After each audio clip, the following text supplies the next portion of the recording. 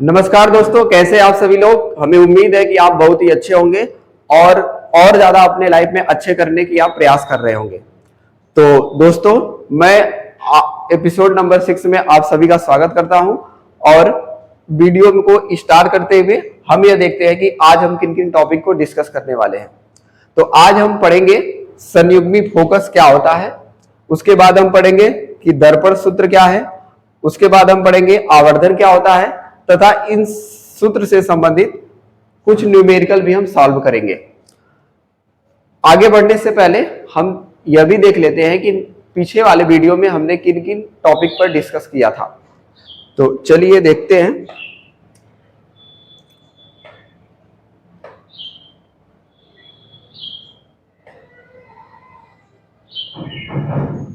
तो episode number 5 में हमने उत्तल दर्पण द्वारा प्रतिबिंब का बनना पढ़ा था। इसके बाद हमने समतल दर्पण द्वारा प्रतिबिंब का बनना पढ़े हैं। इसके बाद हम चिन्ह परिपाटी को पढ़े हैं। तो आइए देखते हैं। तो उत्तल दर्पण द्वारा प्रतिबिंब बनने की केवल दो स्थितियां हैं। जब वस्तु अनंत पर रखा होता है तो उत्तल दर्पण द्वारा जो प्रतिबिंब होता है वह फोकस पर बनता है, बिंदु के आकार का बनता है, साथ ही साथ आभासी तथा सीधा बनता है। और सेकेंड स्थिति क्या है कि वस्तु को जब अनंत तथा दर्पण के बीच कहीं पर भी रख दिया जाता है तो वस्तु का प्रतिबिंब हमेशा ध्रुव P तथा मुख्य फोकस F के बीच बनता है। प्रतिबिंब छोटा बनता है, आभासी तथा सीधा बनता है। नेक्स्ट हम लोग देखे थे कि समतल दर्पण द्वारा जो प्रतिबिंब बनता है उसकी क्या क्या विशेषताएं होती हैं। तो समतल दर्पण द्वारा बना हुआ प्रतिबिंब दर्पण के पीछे समान दूरी पर बनता है, वस्तु के बराबर बनता है। प्रतिबिंब का पार्श्व उत्क्रमणीयता होता है, यानी कि लेफ्ट राइट, और राइट का क्या हो जाता है, लेफ्ट हो जाता है। समतल दर्पण की फोकस दूरी अनंत होती है और समतल दर्पण का आवर्धन क्या होता है, 1 होता है। इसकी मदद से हमने कुछ इन लेटर का मिरर इमेज फॉर्म करना सीखे थे। ये रहा आपके। और इसके बाद हमने चिन्ह परिपाटी पर ध्यान दिया था। तो हमने यहां पर 3 नियम पढ़े थे कि सभी दूरियां दर्पण के ध्रुव P से मापी जाएंगी। इसके बाद अगर कोई दूरी किरण की दिशा में मापी जाएगी तो उसे धनात्मक लिया जाता है, अगर कोई दूरी किरण के विपरीत दिशा में मापा जाता है तो उसे ऋणात्मक लिया जाता है। मुख्य अक्ष के ऊपर मापी गई दूरियां धनात्मक होती हैं तथा मुख्य अक्ष से नीचे मापी गई दूरियां ऋणात्मक होती हैं। और इसके आधार पर हम कुछ कंक्लूजन निकाले थे कि अवतल दर्पण की फोकस दूरी हमेशा ऋणात्मक होती है, उत्तल दर्पण की फोकस दूरी धनात्मक होती है। दर्पण से वस्तु की दूरी को U से प्रदर्शित किया जाता है और इसको हमेशा ऋणात्मक लिया जाता है। प्रतिबिंब वास्तविक बनेगा तो दर्पण से प्रतिबिंब की दूरी V निगेटिव, आभासी के लिए V का मान पॉजिटिव होगा। हाइट ऑफ ऑब्जेक्ट पॉजिटिव हमेशा लिया जाएगा। हाइट ऑफ इमेज मतलब प्रतिबिंब की ऊंचाई पॉजिटिव होगी अगर प्रतिबिंब सीधा है, प्रतिबिंब की ऊंचाई निगेटिव होगी, ऋणात्मक होगी अगर प्रतिबिंब उल्टा है। तो इन टॉपिक को हमने पिछले वाले वीडियो में अच्छे तरीके से कवर किया था। अब हम आज के टॉपिक को डिटेल में समझना शुरू करते हैं।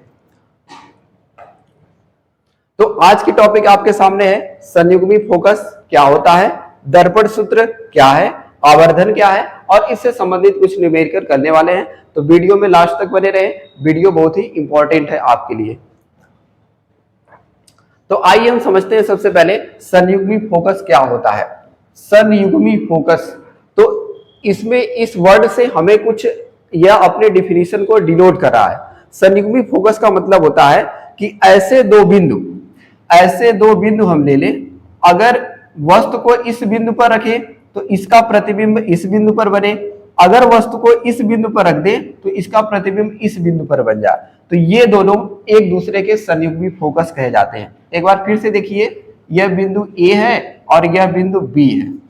हम कह रहे हैं कि एक वस्तु को आपने बिंदु A पर रखा है, तो दर्पण के सामने अगर किसी वस्तु को बिंदु A पर रखेंगे तो अगर उसका प्रतिबिंब बिंदु B पर बन रहा है तो पुनः अगर इसी वस्तु को हम बिंदु B पर रखें तो उसका प्रतिबिंब अगर बिंदु A पर बन जाए तो ये दोनों बिंदु एक दूसरे के संयुग्मी फोकस कहे जाते हैं।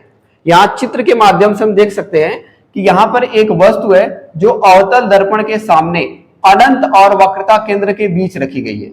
इधर का स्पेस आपका अनंत होगा, ये रहा आपका वक्रता केंद्र, इसके बीच में वस्तु AB रखी गई है। फिर इस वस्तु AB का हमने जब प्रतिबिंब बनाया तो इसका प्रतिबिंब जो बना है वह C तथा F के बीच बना है, C तथा F के बीच बना है।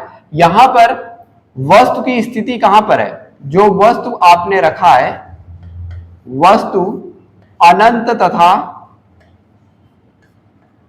C के बीच है, अनंत तथा C के बीच है, तो प्रतिबिंब कहां पर बना है,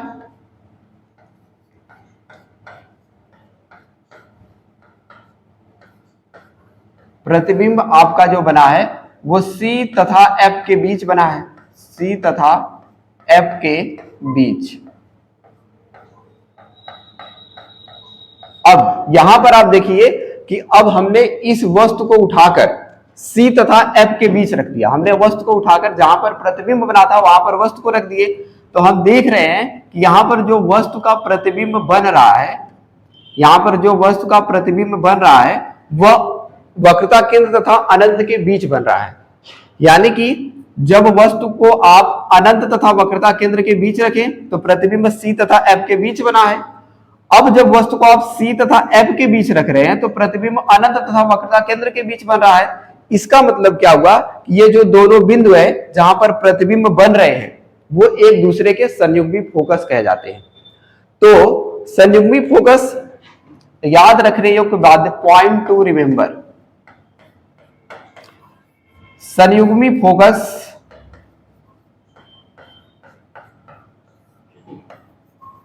संयुग्मी फोकस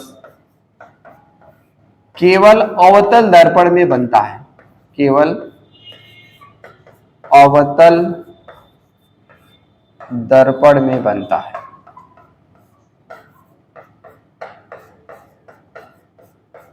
तो अवतल दर्पण में जब, और दूसरी स्थिति भी होती है कि वस्तु को जब आप अनंत पे रखते हैं, अगर वस्तु अनंत पर है तो प्रतिबिंब कहां पर बनता है, F पर। अगर वस्तु F पर है तो प्रतिबिंब कहां पर बनता है, अनंत पर। तो ये दोनों बिंदु भी एक दूसरे के क्या हो गए, संयुग्मी फोकस कहे जाएंगे। अनंत तथा F भी एक दूसरे के क्या कहे जाएंगे, संयुग्मी फोकस कहे जाएंगे।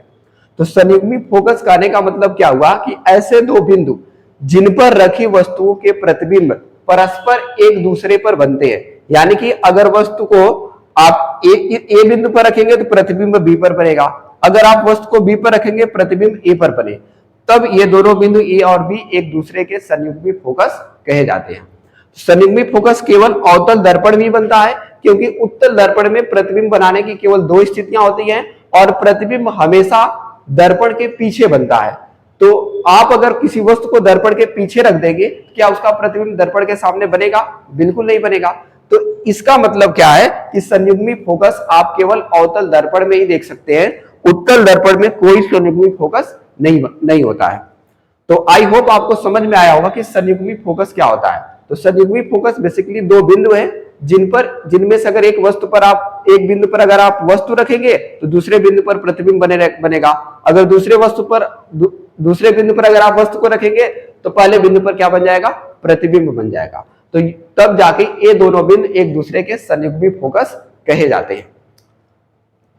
तो अब चलिए हम आगे बढ़ते हैं और नेक्स्ट टॉपिक को समझते हैं।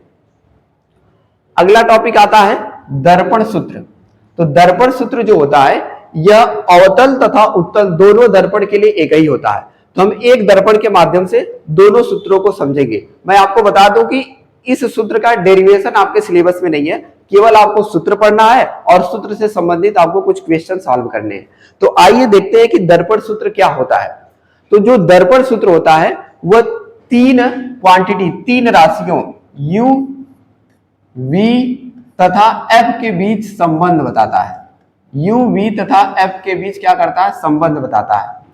u क्या होता है, तो पिछले वीडियो में हमने देखा था कि u को बोला जाता है दर्पण से वस्तु की दूरी, दर्पण से वस्तु की दूरी, u को बोला जाता है दर्पण से वस्तु की दूरी।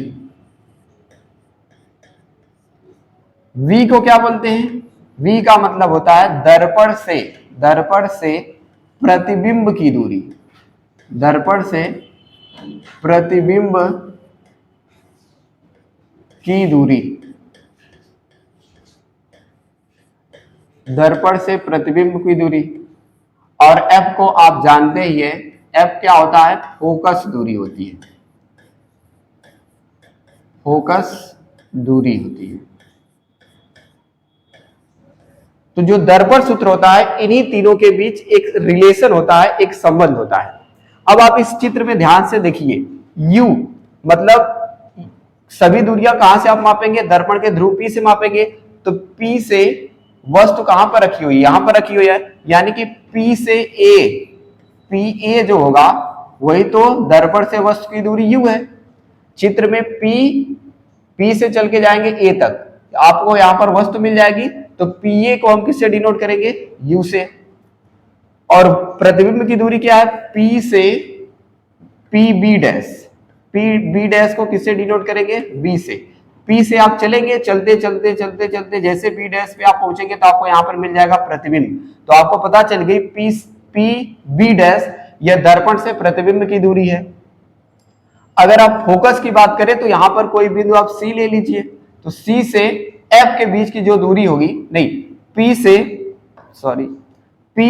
F के बीच की जो दूरी होगी, जिसे हम PF बोल देंगे, ये क्या कहलाएगी, फोकस दूरी। तो चित्र में आपको दिखाई दे रहा है, अगर P से चलते हुए A तक, तो प्रतिबिंब वस्तु की दूरी, P से चलते हुए B डैश तक प्रतिबिंब की दूरी, P से चलते हुए F तक, तो फोकस दूरी आपको निकलकर आ जाती है। तो इन तीनों के बीच जो संबंध होता है, वो संबंध कुछ इस तरीके से है। तो ये फार्मूला आप ध्यान से देखिए और इसे याद कर लीजिए। तो इन तीनों के बीच जो संबंध होता है वो 1/f बराबर 1/v प्लस 1/u होता है। तो ध्यान रहे, इसमें सभी चीजें धनात्मक होती है। यही है दर्पण सूत्र, इसी को बोला जाता है दर्पण सूत्र। दर्पण सूत्र, दर्पण सूत्र क्या है, 1/f is equal to 1/v और प्लस 1/u है, इसे बोलते हैं दर्पण सूत्र। यही सूत्र उत्तल दर्पण के लिए भी लागू होता है। लेकिन इस सूत्र को जब हम न्यूमेरिकल करते समय लगाते हैं तो यहां पर आपको संवैधानिक चेतावनी ध्यान रखनी है। यहां पर चेतावनी क्या है कि जब भी आप इस फार्मूले का उपयोग करेंगे तो इनके चिन्हों को आप ध्यान में रखते हुए करेंगे, यानी कि साइन कन्वेंशन के अनुसार ही इनके चिन्हों को रखेंगे। तो आपको साइन कन्वेंशन से पता है कि F पॉजिटिव रखा जाता है उत्तल दर्पण के लिए। F को आप प्लस में कब रखेंगे, जब दर्पण उत्तल होगा। F को आप प्लस कब रखेंगे, जब दर्पण उत्तल होगा। F को आप माइनस रखेंगे जब दर्पण आपका अवतल होगा। अवतल दर्पण के लिए F की वैल्यू माइनस होगी। U की वैल्यू आपको हमेशा जिंदगी भर माइनस ही रखना है, कभी ये प्लस नहीं रखा जाएगा। V डिपेंड करेगा कि प्रतिबिंब कहां पर बनेगा। तो आप न्यूमेरिकल जब सॉल्व करेंगे तो V की वैल्यू अपने आप प्लस या माइनस में आएगी। तो इसके साथ आपको अपने से कोई एक्स्ट्रा दिमाग नहीं लगाना है। आपको F की वैल्यू रखते समय ध्यान रखना है कि दर्पण आपने कौन सा दिया गया। अगर उत्तल है तो F की वैल्यू प्लस रखेंगे, अगर दर्पण अवतल है तो F की वैल्यू माइनस रखेंगे, और दर्पण से वस्तु की दूरी को हमेशा निगेटिव ही रखा जाता है। तो जब भी आप इस फार्मूले का न्यूमेरिकल सॉल्व करते समय इस्तेमाल करें तो इन चिन्हों का जरूर ध्यान रखें, इससे आपका न्यूमेरिकल सही होगा। बच्चे यहां पर गलती यहीं पर करते हैं, वो इन चिन्हों का ध्यान नहीं रखते और न्यूमेरिकल सॉल्व कर देते हैं, जिससे उनका कैलकुलेशन गलत हो जाता है। तो इस फार्मूले का उपयोग करते समय संवैधानिक चेतावनी आप ध्यान रखें, साइन कन्वेंशन का विशेष ध्यान रखें। तो ये आपका दर्पण सूत्र है। ये दर्पण सूत्र दोनों दर्पण यानी कि अवतल और उत्तल दोनों के लिए सेम होगा। तो आई होप आपको दर्पण सूत्र समझ में आया होगा कि दर्पण सूत्र जो होता है u v तथा f के बीच एक संबंध होता है, जो कि क्या है 1/f बराबर 1/v प्लस 1/u, जहां पर u क्या है दर्पण से वस्तु की दूरी, v क्या है दर्पण से प्रतिबिंब की दूरी, f क्या है फोकस दूरी। और चित्र में आपको दिखाई दे रहा है कि P से A के PA क्या है U है, PB डैश क्या है V है, PF क्या है फोकस दूरी F है, और इनके बीच का संबंध ये है। अब हम नेक्स्ट टॉपिक की तरफ बढ़ते हैं और अब देखते हैं कि आवर्धन क्या होता है।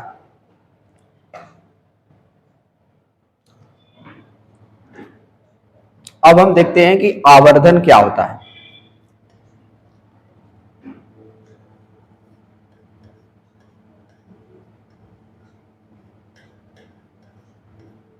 आवर्धन इंग्लिश में इसको बोला जाता है मैग्निफिकेशन।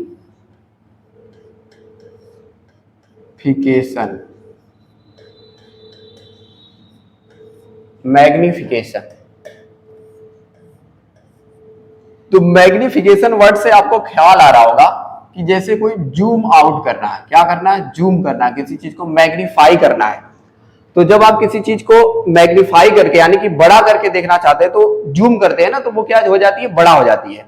तो यहां पर आवर्धन से मतलब क्या है कि आवर्धन एक ऐसी राशि है, आवर्धन एक ऐसा नंबर होता है जो हमको यह बताता है कि जो प्रतिबिंब बन रहा है वो वस्तु की अपेक्षा छोटा है अथवा बड़ा है। तो आवर्धन को डिफाइन कैसे किया जाता है, आइए समझते हैं। तो आवर्धन एक अनुपात होता है।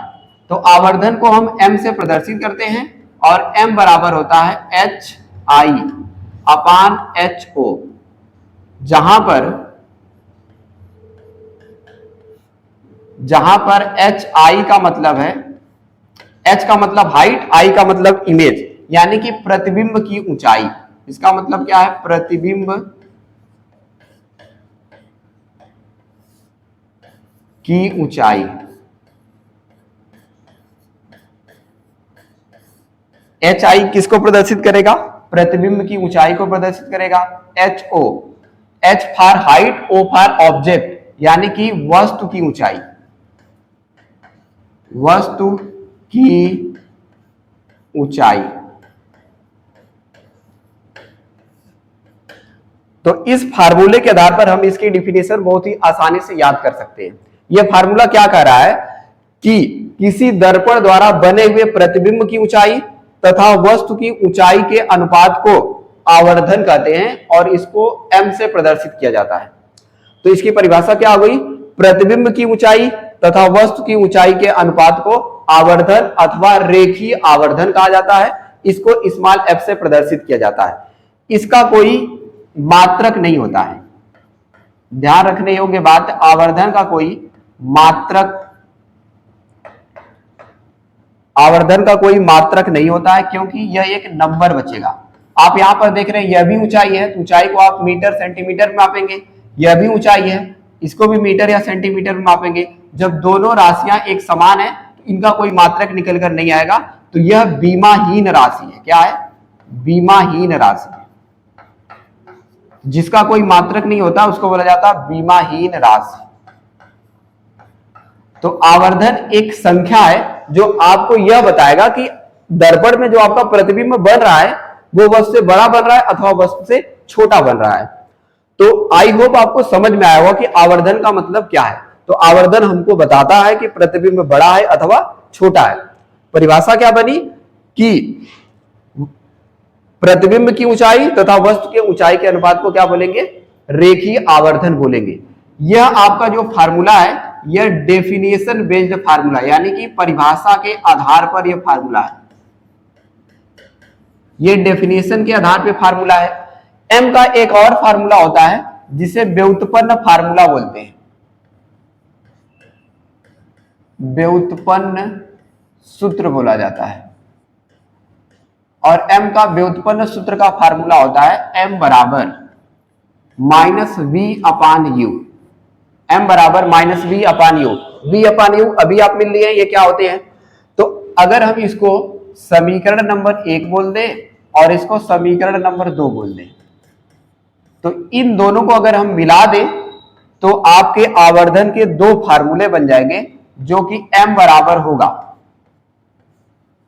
HI/HO is equal to -v/u। तो आवर्धन के दो फार्मूले हो गए। अगर m के बराबर ये दोनों हैं तो यहां से आप क्या कर सकते हैं कि HI/HO is equal to -v/u। तो ये भी आपस में क्या हो जाएंगे, बराबर हो जाएंगे। तो आवर्धन से संबंधित ये आपके दो फार्मूले, पहला फार्मूला परिभाषा के आधार पर फार्मूला है जो कि वस्तु की प्रतिबिंब की ऊंचाई और वस्तु की ऊंचाई का अनुपात है। दूसरा फार्मूला डेराइव फार्मूला यानी कि व्युत्पन्न किया गया है दर्पण सूत्र के माध्यम से, जो कि m बराबर होता है माइनस वी अपान यू।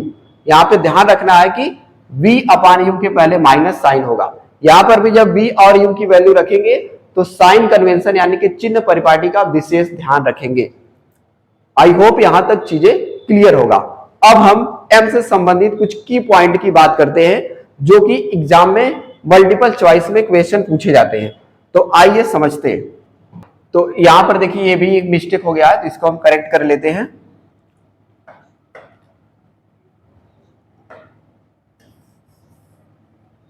ये यहां पर रहेगा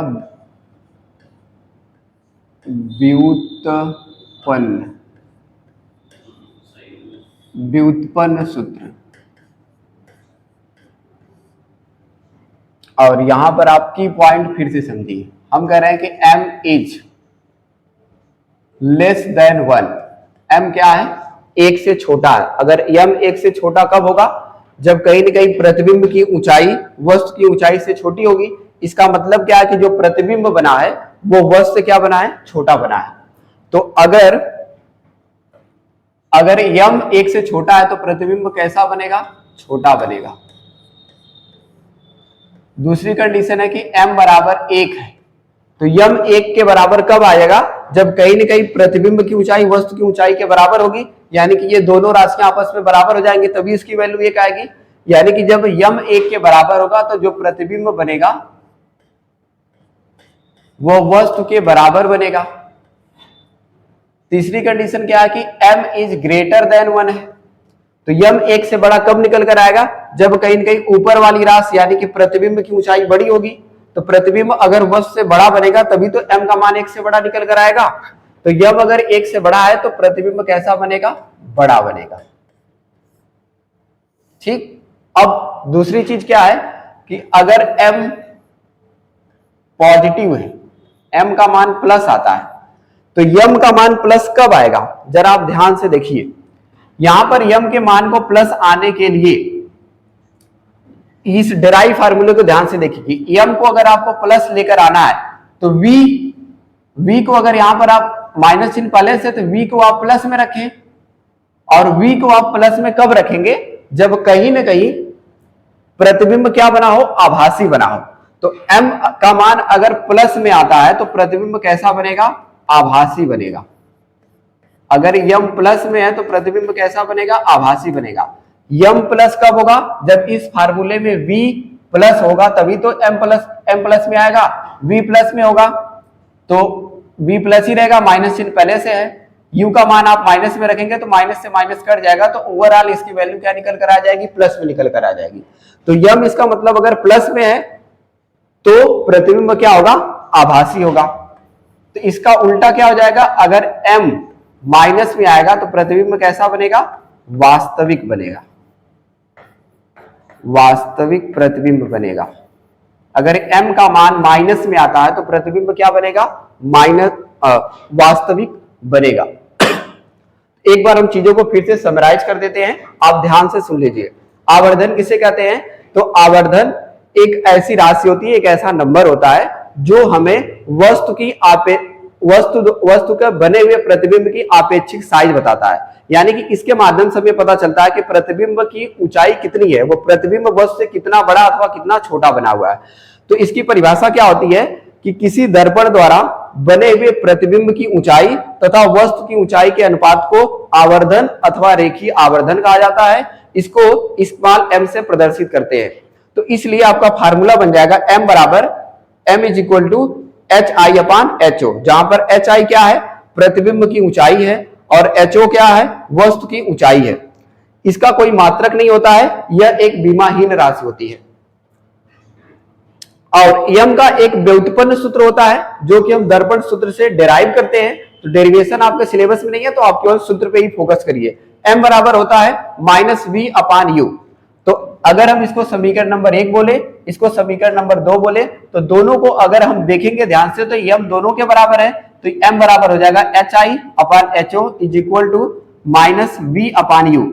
अगर ये आपस में बराबर है तो इसके मदद से आप यह भी लिख सकते हैं कि HI upon HO is equal to minus V upon U. अब इस फार्मूले के आधार पे और इस फार्मूले के आधार पे हम कुछ निष्कर्ष पे पहुंचे हैं जो कि बहुत ही इंपॉर्टेंट है। तो की पॉइंट क्या है कि m का मान अगर 1 से छोटा है, m का मान 1 से छोटा है तो प्रतिबिंब जो बनेगा वो वस्तु से छोटा बनेगा। दूसरी बात क्या है कि m का मान अगर 1 के बराबर है तो प्रतिबिंब वस्तु के आकार के बराबर बनेगा। नेक्स्ट क्या है कि अगर m का मान 1 से बड़ा निकल कर आता है तो जो प्रतिबिंब बनेगा वो वस्तु से बड़ा बनेगा। नेक्स्ट, अगर m का मान धनात्मक आपको मिलता है तो प्रतिबिंब आभासी कहा जाएगा। m का मान अगर आपको ऋणात्मक मिलता है तो प्रतिबिंब वास्तविक कहा जाएगा। हम उम्मीद करते हैं कि आपको आवर्धन से संबंधित कोई डाउट अब नहीं होगा, आपको आवर्धन बहुत ही अच्छे से समझ में आ गया होगा। आइए अब हम कुछ इससे न्यूमेरिकल कर लेते हैं और बाकी के न्यूमेरिकल हम नेक्स्ट वीडियो में भी कवर करेंगे। तो आपके सामने यहां पर एक क्वेश्चन लिखा गया है। इस क्वेश्चन को सबसे पहले आप ध्यान से पढ़िए 2 बार। जब तक आप क्वेश्चन को इज्जत से पढ़ेंगे नहीं, इसको पढ़ने में समय नहीं देंगे, तब तक आप क्वेश्चन को आसानी से सॉल्व नहीं कर पाएंगे। क्वेश्चन को पढ़कर आपको क्या ध्यान में रखना होता है कि इस क्वेश्चन में क्या दिया गया है और क्वेश्चन आपसे पूछना क्या चाह रहा है। अगर ये 2 चीज आप फाइंड आउट कर लेंगे तो आप फार्मूला लगाकर आसानी से आंसर पता कर लेंगे। तो क्वेश्चन को आइए ध्यान से पढ़ते हैं। पहले क्या लिखा गया कि एक अवतल दर्पण की वक्रता त्रिज्या 20 सेंटीमीटर है। यहां पर आपको ये कुछ बता रहा है, कुछ दे रहा है कि दर्पण की जो वक्रता त्रिज्या है वो कितनी है, 20 सेंटीमीटर है। यानी कि कैपिटल आर का मान कितना है, 20 सेंटीमीटर है। कोई वस्तु अवतल दर्पण से 15 सेंटीमीटर की दूरी पर रखी गई है। तो वस्तु की दर्पण से दूरी दे रखा है, वस्तु से दर्पण की दूरी का मतलब u का मान दिया गया है। इसके बाद आपसे पूछा गया है कि दर्पण से वस्तु के प्रतिबिंब की दूरी ज्ञात कीजिए। प्रतिबिंब की दूरी का मतलब v का मान आपको ज्ञात करना है। तो आइए अब इसको हम सॉल्व करते हैं। तो पहले जो दिया गया है उसको हम लिखेंगे। गिवन दैट, दिया है कि कैपिटल आर, वक्रता त्रिज्या कैपिटल आर का मान दिया है 20 सेंटीमीटर। अब हम यहां ध्यान रखेंगे कि इसका साइन प्लस होगा या माइनस होगा। तो दर्पण कौन सा है, अवतल, तो इसलिए इसका साइन क्या होगा, माइनस होगा। तो F बराबर क्या आ जाएगा, तो हम जानते हैं कि F बराबर होता है R/2। तो यहां पे माइनस 20/2, तो दिस इंप्लाइज दैट F का जो मान निकल कर आ गया -10 सेंटीमीटर। F का मान आपने निकाल लिया -10 सेंटीमीटर। और क्या दिया है, U का मान दिया है 15 सेंटीमीटर। तो आपको बताया गया कि U का मान हमेशा माइनस में रखा जाएगा। आपको V की वैल्यू क्या करना है, ज्ञात करना है। जो दिया है पहले उसको हमने इज्जत से लिख लिया है। अब हम फार्मूले के जिक्र करेंगे। दर्पण सूत्र, दर्पण सूत्र। तो दर्पण सूत्र क्या होता है, 1/f बराबर 1/v प्लस 1/u। ये आपका दर्पण सूत्र है। यहां पर आपको किसका मान निकालना है, v का मान निकालना है। तो v को एक तरफ करेंगे और बाकी जो बचेंगे उसको एक तरफ करेंगे। तो v को हम एक तरफ करेंगे तो 1/v बराबर, u को इधर लेके जाएंगे तो माइनस हो जाएगा, 1/f माइनस 1/u हो जाएगा।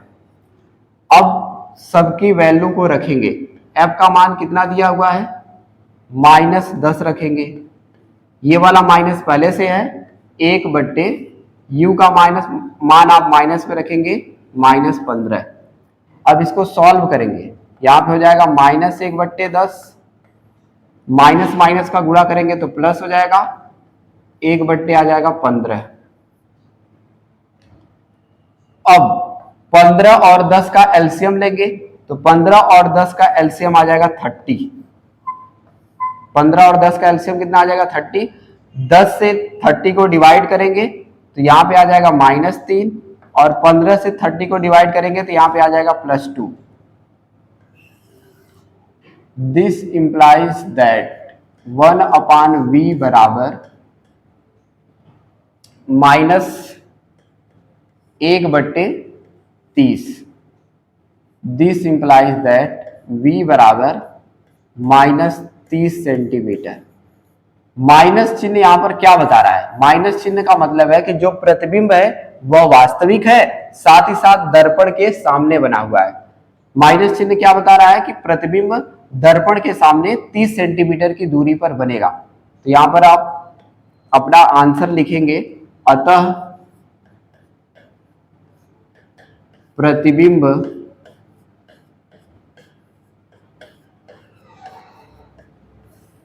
दर्पण के सामने